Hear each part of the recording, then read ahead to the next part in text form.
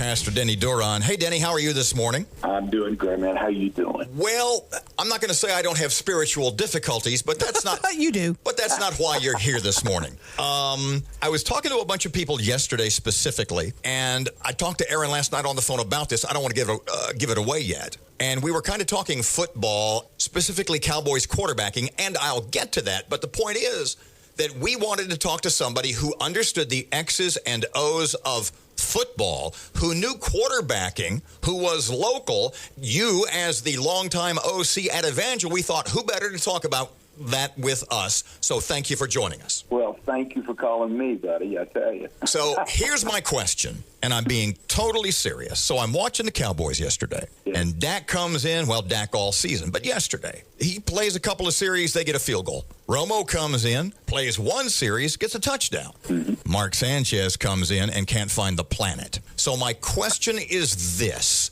What does Dak do or see? What does Romo do or see that Sanchez doesn't do and doesn't see? And then I was thinking, and what he doesn't do or doesn't see probably happens in the blink of an eye, in a nanosecond. He's either a second early or a second late. Explain to us a little bit about why two guys get it, see it, and the third guy looks so totally lost. I think it's what those first two guys do really well that is the key. Number one is the fundamentals are so sound. You know, quarterbacking is about feet and hands. It's about being able to set up quickly. It's being able, just like a great golfer or a Curry in basketball who's able to square to the basket and get himself ready to deliver the same fundamental shot over and over and over again. Both of those quarterbacks, the first two that you mentioned, are able to square themselves and deliver the ball so quickly. They have great feet and great hands. They're like a great boxer. If you ever watch Muhammad Ali would appear to be off balance, but the punches he would throw were from everywhere and always square. That's the same way it is with great quarterbacks. But then the next thing is vision. And when you talk about vision, their quarterbacks see different things when they look downfield. They don't all see the same thing at the same time. The key to those first two guys is they see the same thing at the same time, and they work their progressions. That is, they go to their primary, their secondary, their tertiary receiver, which is normally a check down. And if that's not there, they both have the ability to run out of there very, very quickly. The thing that I see in Mark Sanchez, and of course I don't want to criticize the guy that much, but what I can say is it seems that he's always just a second late. And when you're late in this game, I can tell you that it's deadly because those linemen and linebackers now can outrun the backs. They're 4-4 and 4-5. Mm-hmm. And Dak Prescott does an amazing job, especially as a young guy, going through his reads, and if they're not there, he's out of there in just a millisecond. I've said, of course, has great running ability as well. Pardon me. I've said all season long, even going back to the preseason, that the problem that usually plagues rookie quarterbacks, i.e., the game at the NFL level, is too fast for them. But to me, Dak, the game has never seemed too fast for Dak. It's literally like the game is slowed down for him. Why is that? Well, I think that's because he plays the game. He doesn't let the game play him.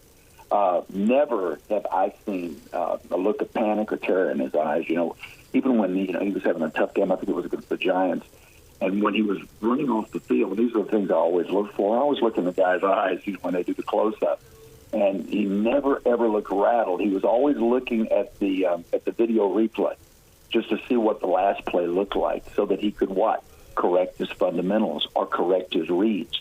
And when you make the game about the game, and not about the emotion of the game, and not about the hype of the game, but you play the game, going through your reads, doing exactly what you've been coached to do, and that's what this kid is doing better than anybody that I've ever seen in his first year. The other thing that is so amazing is that he doesn't turn the ball over, and he's a team guy.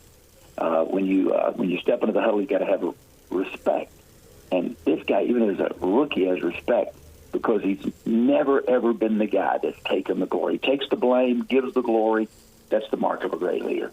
Denny Duron, let me ask you this. How proud are you as a local coach to see a local kid who may end up in the Super Bowl in his rookie year. Well, I am so proud, Erin. All I can tell you is it's too late for him to mess up. He's already an incredible success. Whether he gets the Super Bowl or not, this guy has done something that I've really never seen a first-year player in the league do. So, and as being local and being from Houghton, Coach Gwynn, who's one of my favorite people on the planet, and also a great quarterback coach, by the way, raising that kid up and seeing him become what he's become, and, of course, the journey he had at Mississippi State. I mean, my goodness, if he would have had a team that was with him, that was of his caliber, and, the guy would have won a national championship. What did all those NFL scouts miss? I just think I think that scouting, whether you're colleges scouting kids in high school or pros, going through all of the paces of trying to choose a college quarterback, they get into this deception of talking to each other and deciding, that this guy's valuable because everybody else thinks he's valuable. And they miss a lot of guys and have through the years. And they missed him. Obviously, everybody in the league's kicking themselves because they wish they'd have taken him first.